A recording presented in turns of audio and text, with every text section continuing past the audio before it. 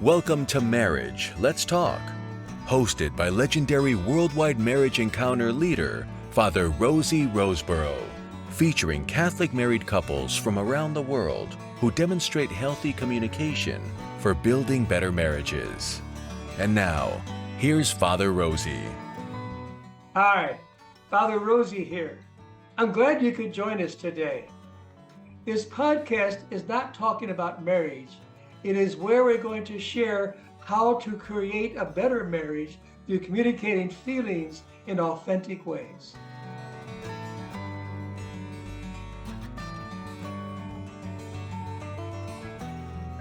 Okay, gotcha.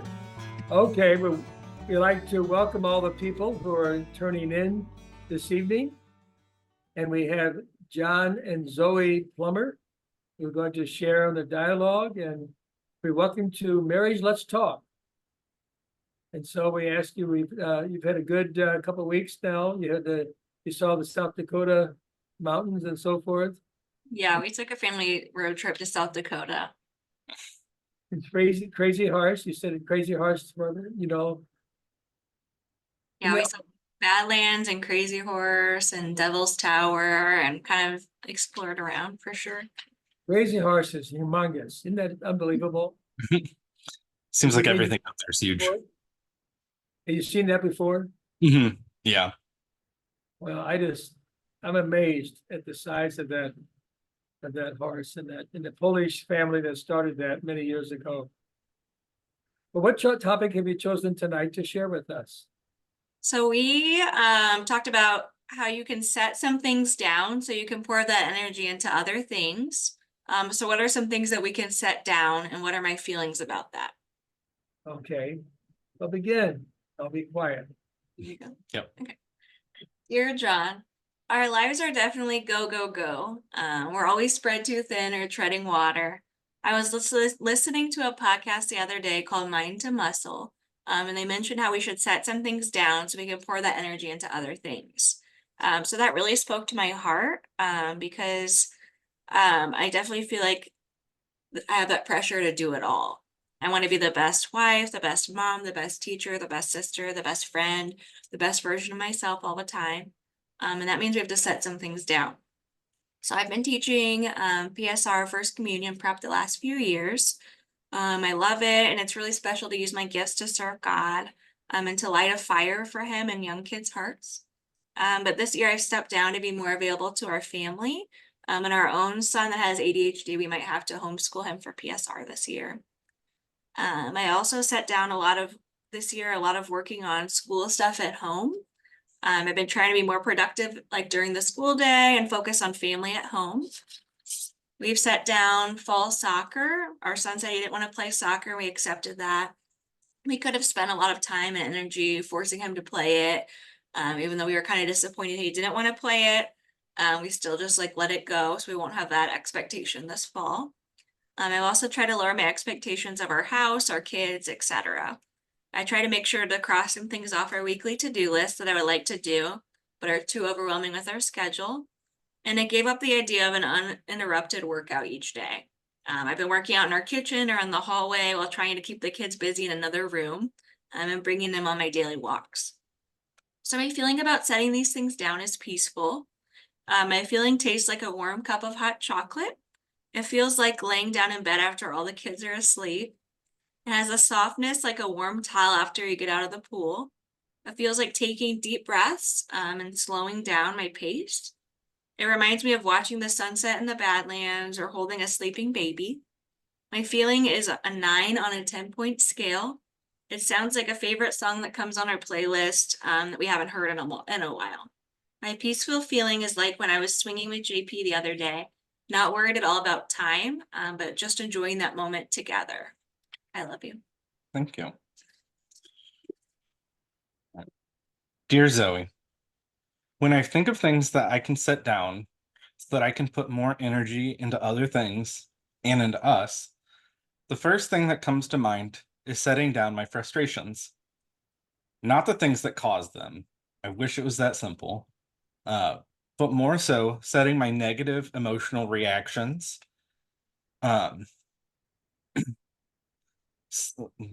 those negative emotional reactions from things like, does it frustrate me that as I'm cleaning the house gets even more destroyed? Yes. Um, if I hold on to that frustration, I use all of my energy, both mentally and physically. Does it frustrate me when I do dishes and for the next day the dishes start to pile up again? And as I go to do the dishes again, I discover that the dishwashers has is 1/3 full of clean dishes because you've just get the clean dishes from the dishwasher instead of emptying it. This was surprisingly yes from me that it frustrated me, and because I'm probably more like that. Um, and I've come to discover that's a new pet peeve. Um, but then I find myself doing the exact same thing because screaming kids, and it dawns on me, I'm such an idiot. Um, it's not that you don't want to, it's that there's no time. In these moments, I let my anger take the wheel instead of using it to fuel me. It doesn't normally last long, but you're really great at picking right up on it right away, and I can't seem to let it go as you keep asking me what's wrong. Partly it's frustration at myself, it's a shame response, and it's shame at my response. The shame feels like flailing or failing. It's the feeling you get when you're learning to swim and you start to get a little too confident, and then you find yourself in over your head in the deep end. But with my stubbornness, instead of asking for help, I just keep flailing, hoping to catch the wall and take a break. And it's just this cycle that keeps going. And it's hard to describe how frustrating that feeling is. I love you. Who do you think has a stronger feeling? I don't know. It, they're both pretty strong. Something that I kind of noticed is it seemed like between both of ours, the similarity was like some of the things were like expectations.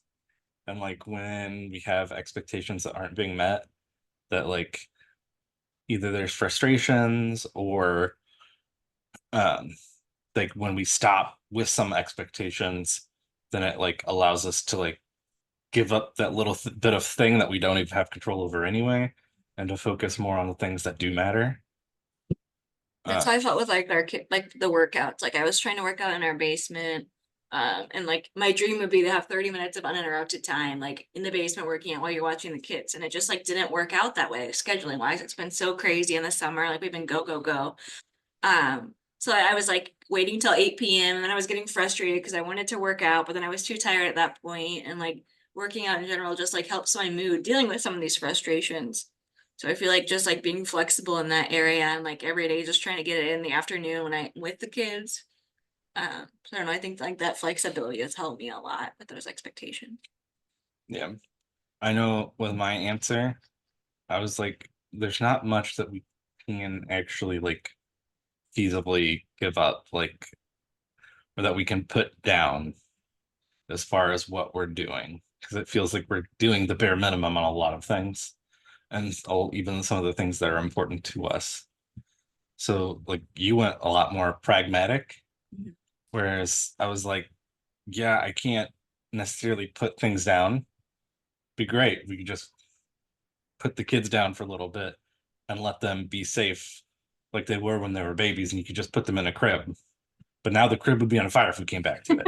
So, but like, how can I put down something else that helps me get more energy? I know that's something that we say a lot of times with the kids is like, well, we don't have energy to do this because of Behavior. your behavior. Yeah. And that kind of starts getting them to realize their behaviors has consequences. But I think a lot of times, like, I need to repeat that to myself. Like, I don't have the energy because of my own actions. Yeah, for sure. Like I'm definitely more of like a concrete, like I have to think of like things I can actually set down. But I do feel like we've had a lot of discussions around this where like teaching PSR, I love it and it was a really hard decision, but like that was a decision we made together, but I'm not going to teach it this fall, or like no soccer. I mean, we are actually taking things off our list too, even though it doesn't feel like it right now. We are for the future. I think it feels like we aren't, because as soon as we put something down, it's like something else gets a little bit more of that attention. So it feels like we still don't have any time, but Yeah. we're just able to devote more time to things that we want to. I think your feeling of like peace that came from setting things down. I don't think you said peace. I said peaceful. Okay. Yeah. Your peaceful feeling. Like I wish that I had more of that when I was setting things down. And I'm jealous that you have that feeling.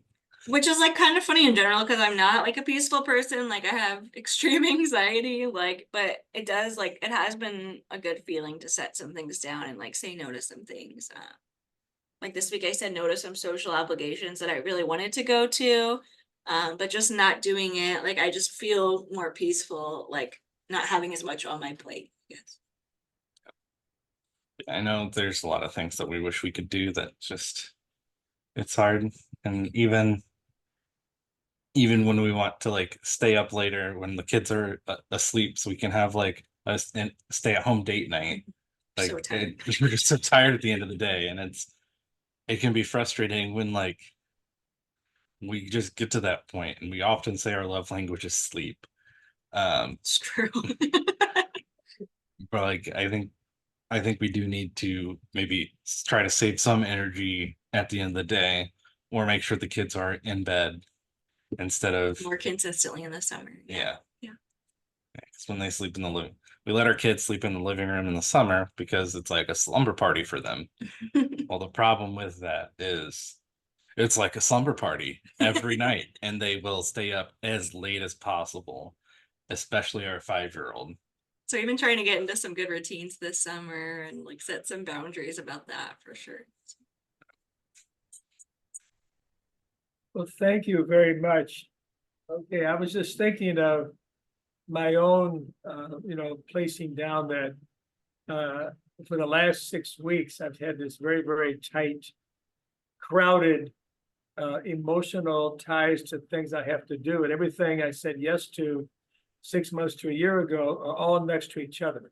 They all have, like a kite, it has a tail.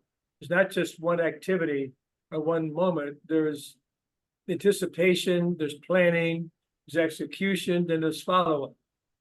The next one is right behind it.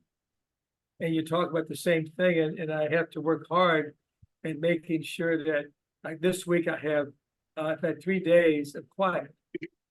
But I've done everything that I should have done, and I have not a chance to read, but I've got things to, I've not left the condo except for this morning for a doctor's appointment, but that was the only thing I had in 3 days that took me out of Innsbruck. And it's as important as you're trying to fight for your time for each other, hoping that you don't place yourself in too many things that you have nothing left for yourself. And then even the slumber party, you're talking, it's great for the kids. I'm saying they love you for that, but then they never go to bed. And so we can't have time for us. We've got to make sure they're not killing each other or doing something inappropriate, or get the night's sleep. The next day they may not be in good shape for what you had planned. And then you're dragged down.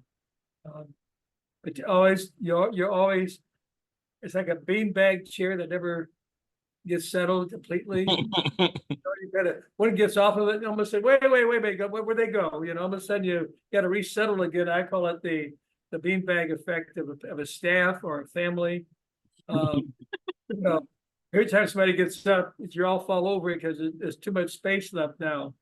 And you get all comfy and all of a sudden, you know what I'm talking about. But the working at it and getting peace that you're talking about, Zoey, that you found, and something, John, you mentioned about the putting the frustration down, because if you don't, it keeps on eating you the next activity, and so you have to place almost like you said to yourself, I acknowledge it, I'm frustrated, but that was with this. Let me let go of that now so I can experience this and not carry that across the border for the next activity or with your spouse or with the other child. Frustrated with one child, but the other one gets the kickback also. There's a side step or a side blast that comes across, and you get mad at yourself double. It's Yeah. I think it's easy when it's like you're setting that frustration down when you like come home from work, and like when you enter your house, like it's a little easier to set it down.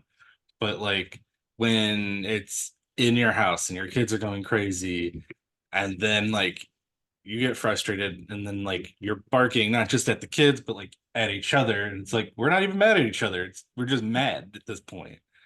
That's kind of the harder parts, I think. I know one couple that told me that sometimes if they're on the way home, they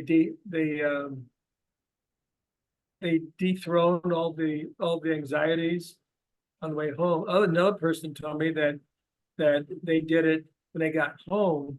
They have to unwind for 10 minutes or so just to be quiet. And the wife kept saying, "I'm waiting for some action with my spouse," and yet you may get home before he does, even though you're both teaching. And you always drive together or separately?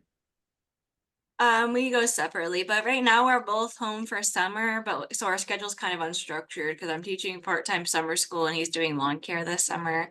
Summer is always like a hard time for us because we don't have like a consistent schedule, and we go through like different phases of summer. There's no real like school year schedule, I guess. So it's chaos Yeah. with organization. Yep. Got to rely on those online calendars and phone calendars and who has what when. And we discover again, like the things we scheduled months ago are all like in 1 week. We have 7 things in 1 week. Yeah. Cool. Or like our oldest had like 3 different sports yesterday, and it's like, oh, this worked out well because he fights to go to any of them because he doesn't want to, because he just wants to stay home on his tablet. Okay. Well, thank you very much, John and Zoe, for sharing that vulnerability of yourselves and sharing your heart. And that when you open the blades of grass and experience God's joy each day, it's a new insight. Thank you for being with us this evening. Have a great day. You Thank too. Lay that burden down. Thank you. I'm so grateful for the guests we had today who shared willingly themselves in their dialogue. And thank you for joining us. I look forward to the next episode when I join you again once more. This has been Marriage, Let's Talk, sponsored by Worldwide Marriage Encounter, the foremost faith-inspired marriage enrichment organization in the world, providing married couples with transformative experiences through couples retreats, small groups, and more. Learn to nurture love in your marriage at wwme.org. Marriage, Let's Talk is a production of Mater Media, the apostolate that offers the Celebrate Catholic Marriage experience to energize and fortify married couples through parish events and the 7-step journey to joy. Find out more at matermedia.org.